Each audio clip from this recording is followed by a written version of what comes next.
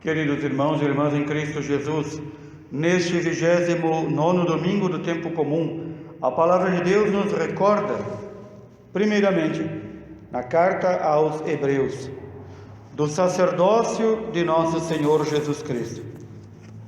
Nosso Senhor Jesus Cristo, por parte de sua mãe, Nossa Senhora, não pertencia à casta, às famílias sacerdotais de Israel. No entanto, ele é o sacerdote eminente. O que significa isso? O verdadeiro sumo sacerdote. O verdadeiro sumo sacerdote, por quê? Diz a carta aos Hebreus, aquele que entrou no céu. O que significa isso? Entre os judeus, o sumo sacerdote era aquele homem escolhido para uma vez ao ano entrar na área restrita do templo, na qual ninguém podia entrar a não ser ele, o lugar chamado o Santo dos Santos. Este homem, sumo sacerdote dos judeus, entrava uma vez por ano, oferecia sacrifícios para o perdão dos pecados do povo e no ano seguinte tinha que entrar de novo. E este sumo sacerdote, houve entre eles homens muito santos, mas ainda assim pecadores. E houve entre eles homens extremamente pecadores, como aqueles que deram ordem e pagamento para assassinar Jesus. E não só Jesus, alguns dos profetas. Portanto, o sumo sacerdote meramente humano, com aquele sacrifício anual, era incapaz de resgatar o povo de Deus. Aqui são duas coisas diferentes. Uma coisa é obter anualmente o perdão, no outro ano de novo ter que pedir o perdão. Mas o sumo sacerdote não resgatava com aqueles sacrifícios que fazia. Resgatar significa tirar de vez do pecado, santificar este povo. O único que conseguiu fazer isso, porque humano como nós, exceto no pecado, Filho de Deus, foi nosso Senhor Jesus Cristo. Ele entrou, por isso diz a carta aos Hebreus, no céu, no santuário verdadeiro. E nós não podemos dizer, ninguém sabe o que eu estou passando, ninguém sabe o que eu passei na minha vida, porque nosso Senhor Jesus Cristo, humano como nós, foi provado em tudo, muito mais do que nós. Foi provado em tudo, exceto no pecado. E então, o autor da carta aos Hebreus, que a tradição mais antiga diz ser São Paulo, hoje se nega que seja de São Paulo, mas não interessa o autor, faz parte da palavra de Deus, é texto inspirado.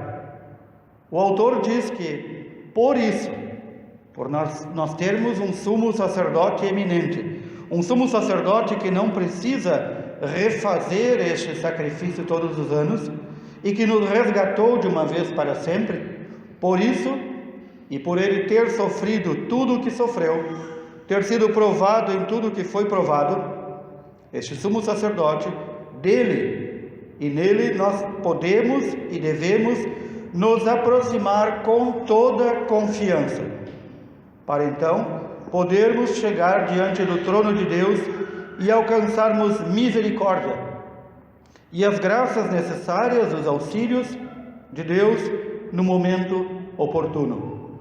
É por isso que os apóstolos nos ensinam que Jesus é o único mediador entre Deus e os homens. É Ele que obtém tudo para nós. É Ele como Filho de Deus que é ouvido por Deus Pai. É Ele como homem perfeito que é ouvido por Deus Pai. Nós então não temos que nos aproximar do trono da graça, ou seja, do trono de Deus, com desconfiança, ou como de qualquer outra forma, mas devemos nos aproximar com confiança, porque Deus quer nos dar tudo aquilo que é necessário para a nossa salvação e nosso progresso espiritual, a partir daquilo que pedimos por nosso Senhor Jesus Cristo. Por isso a igreja muito sabiamente, esposa de Cristo que é, em todas as suas orações termina concluindo: que nós pedimos ao Pai por meio de Jesus Cristo em unidade com o Espírito Santo. Este fecho de todas as orações não é para ficar bonito, é porque é necessário que nossas orações sejam dirigidas ao Pai, de quem nos vêm todas as coisas, por meio de Jesus Cristo, não por meio de nossos méritos, ou de nossa bondade, ou daquilo de bom que possamos fazer, e em união com o Espírito Santo. Ou seja, aquilo que pedimos a Deus Pai deve ser muito bem unido à vontade do Divino Espírito Santo. Nós, no Santo Evangelho de hoje, ouvimos uma outra narrativa, a narrativa de São Marcos, que nos fala destes dois filhos de Zebedeu, Tiago e João, dois dos discípulos mais próximos de Jesus, que em um determinado momento já começam a antever a glória do Senhor. Mas eles não anteveem a glória como passagem pela cruz. Eles ainda não haviam entendido isso. Eles não anteveem a glória de Cristo como passagem pela cruz, sofrimento, morte e ressurreição. Eles, como muitos outros judeus da época, pensam que Jesus vai fazer um exército que vai correr com os romanos que dominavam a Judeia e vai instaurar de novo o antigo reino de Israel.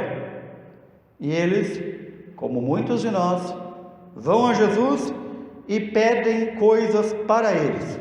É lícito pedir, sim. Mas o que é que eles pedem? São Marcos diz.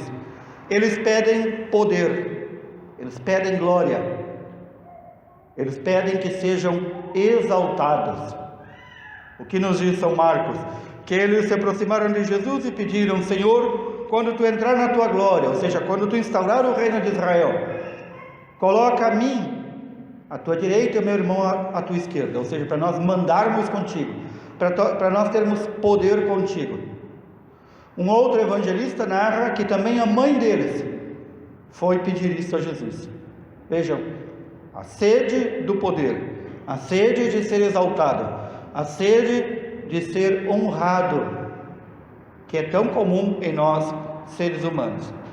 Nós vivemos em uma época, queridos irmãos e irmãs, que basta ouvir os discursos semi-religiosos de muitos, e nós vamos ver aí Tiago e João, nós vamos ver aí a mãe deles pedindo poder. Há poucos dias atrás, ouvi o testemunho de uma pessoa que dizia que andava na sua vida na pior forma possível: atirado, morador de rua, drogado, havia perdido tudo: esposa, filhos, casa, dinheiro, posição. Tinha sido uma pessoa muito famosa, e ela disse: e eu rezei para que Deus me exaltasse.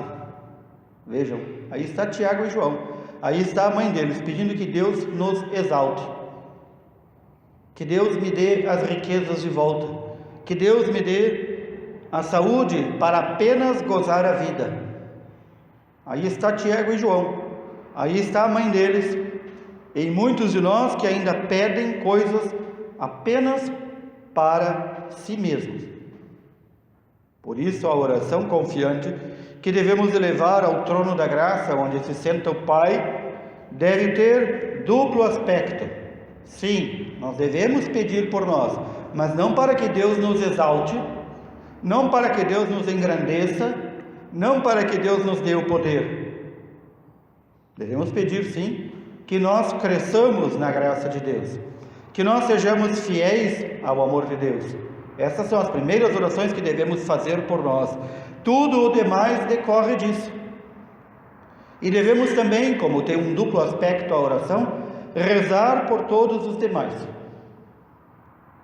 E então Jesus responde a Tiago, a João, a mãe deles, que estava certamente ouvindo ali, e a todos os outros discípulos que se indignaram com este pedido absurdo de Tiago e João.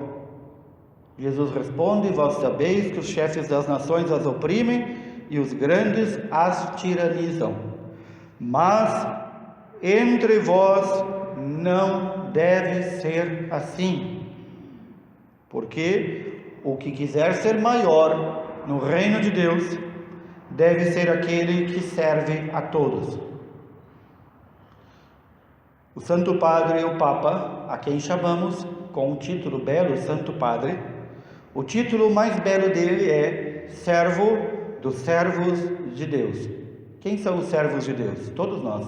O Santo Padre deve ser aquele que serve a todos nós. E nós também devemos ser servos dos servos de Deus. E mais ainda, devemos ser servos de todos, mesmo não dos servos de Deus. Nossa tarefa é servir. Nós fomos chamados ao mundo para servir. De quem aprendemos isso? Do próprio Filho de Deus, como ele mesmo se proclama, Filho do homem. O Filho do homem não veio para ser servido, mas para servir e dar a sua vida como resgate para muitos. A vida de Jesus então teve este propósito. A sua encarnação, a sua vinda na carne, teve este propósito central: servir e dar a sua vida em resgate por nós. Eu digo que os discípulos começaram talvez a entender isto, não entenderam plenamente, não nesse dia em que o Senhor diz isso, mas lá na Quinta-feira Santa. Recordemos a Quinta-feira Santa. O Senhor tira o manto, faz com uma toalha um avental, pega a jarra e a bacia e lava os pés de seus discípulos.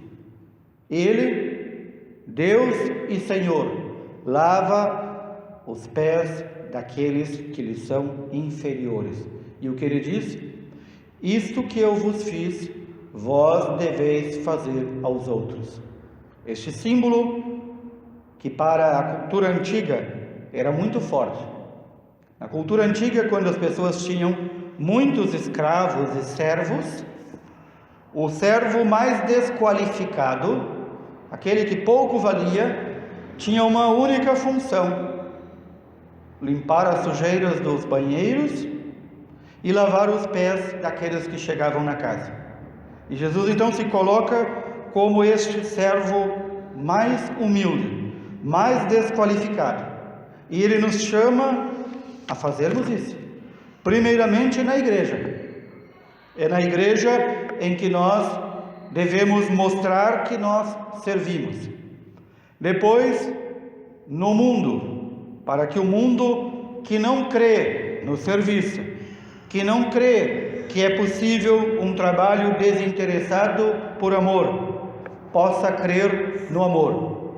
Este mundo que não crê em Deus, embora se diz cristão, este mundo precisa dos sinais do nosso serviço.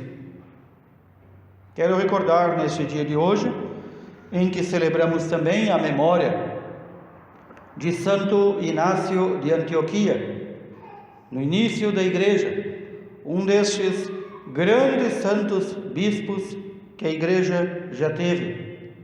Santo Inácio não se dobrou ao poder de Roma, continuou, mesmo sendo proibido, a servir aos mais pobres, continuou a celebrar a Santa Eucaristia, a Santa Missa, não renegou a sua fé.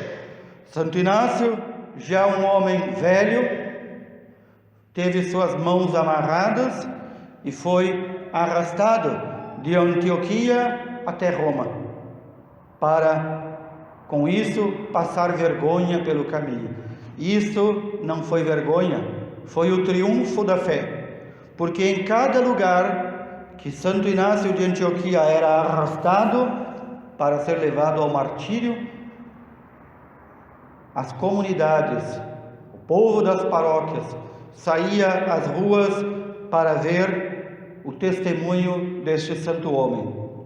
E muitas comunidades de Antioquia até Roma, milhares de quilômetros, escreveram cartas aos governadores, escreveram cartas aos prefeitos, escreveram cartas até mesmo ao imperador, pedindo que poupasse a vida daquele velho homem.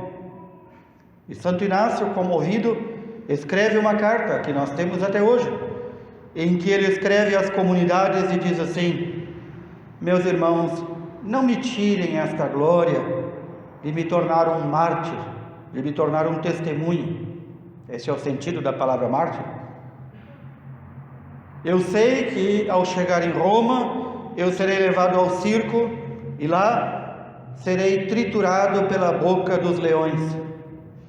E ele diz: deixai-me dar esse testemunho, deixai-me ser o trigo que será esmagado entre os dentes dos leões.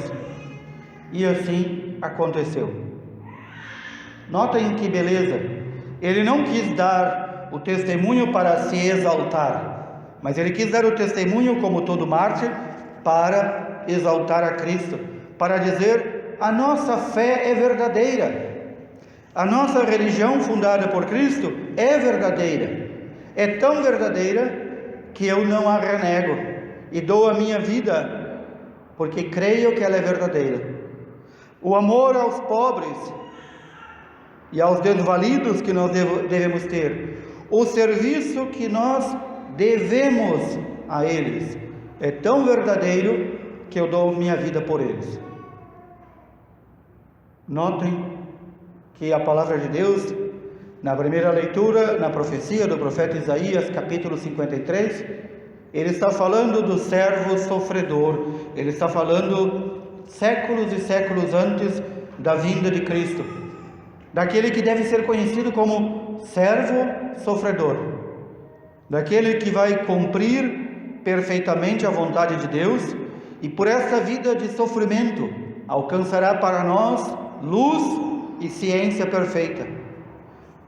Por este cumprimento perfeito da vontade de Deus, este servo sofredor vai carregar as nossas culpas, vai nos resgatar para o Pai. Portanto, como nos recomenda o Salmo, como nos recomenda a carta aos Hebreus, aproximemo-nos com toda confiança do trono de Deus Pai.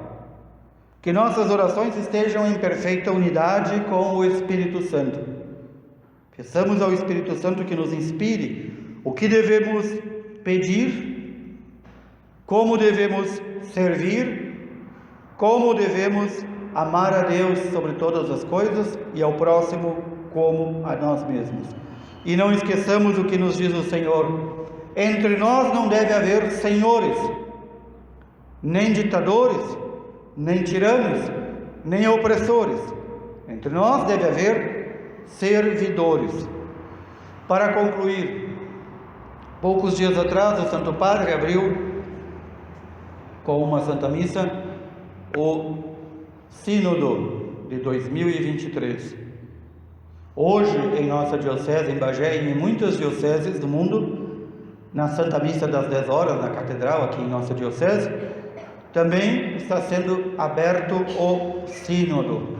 De tempos em tempos, o Santo Padre o Papa convoca todos os bispos do mundo para que, em oração e em estudo, possam decidir sobre temas importantes para a nossa fé.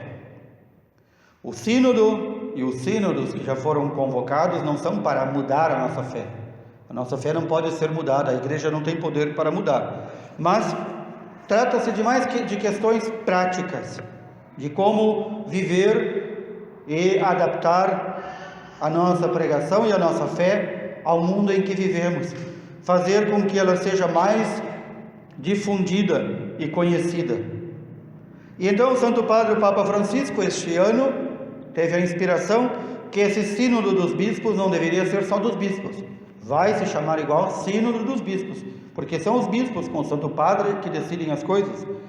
Mas ele quis este ano já abrir para que haja uma consulta de todo o povo de Deus. E então em nossa diocese, como também em todas as dioceses do mundo, o povo de Deus, vós, todos serão chamados a rezar e estudar alguns temas. e dizer o que pensam sobre isso. Essas respostas serão coletadas até o ano de 2023 para serem levadas ao Papa e aos bispos, para então haver o grande sínodo. Talvez muitos não conheçam o que significa essa palavra sínodo. Tecnicamente, quase todas as palavras da igreja, o vocabulário da igreja é grego, porque grega é a língua que os apóstolos, os discípulos, os evangelistas escreveram, as cartas, documentos e os santos evangelhos. Sínodo são duas palavras. A última palavra, rodos, que quer dizer caminho. Daí vem a nossa palavra rodovia. E sin, em grego, significa juntos. Portanto, sínodo é um caminho que se faz juntos. Nós devemos agradecer a Deus a inspiração que deu por meio do Espírito Santo ao Santo Padre de fazer o primeiro sínodo da história da igreja nestes 2000 anos, em que todo o povo de Deus será ouvido. Se o povo de Deus não quiser falar ou não participar, depois não reclame. Mas todo o povo de Deus será ouvido, será chamado para falar. Pensem que tarefa gigante, que tarefa imensa nós temos pela frente. Mas devemos acolher como uma inspiração do Divino Espírito Santo. Também em nossas paróquias, também em nossas comunidades, devemos estar abertos a estas consultas.